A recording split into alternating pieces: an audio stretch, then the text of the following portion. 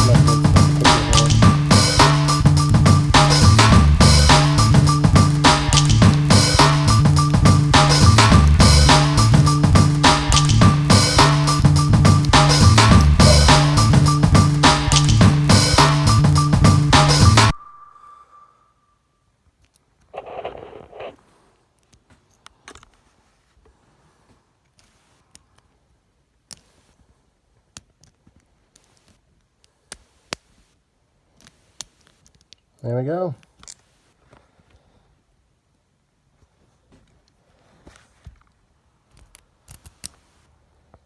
Out.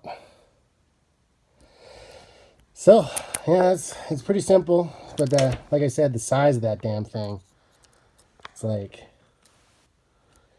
I can't fit both this in here to give it, pressure to turn it, give it a little torsion, and then also fit. It just doesn't go. So it's just super hard. And there's no false pins on these, I don't think. Can't tear it apart to find out because it's, it's a cheap thing. I'm not gonna destroy this lock because one day I might use it. But there you go. You just use a rocker. This cheap shit, and let's see how many pins that key has here. We've got 1, 2, 3, 4.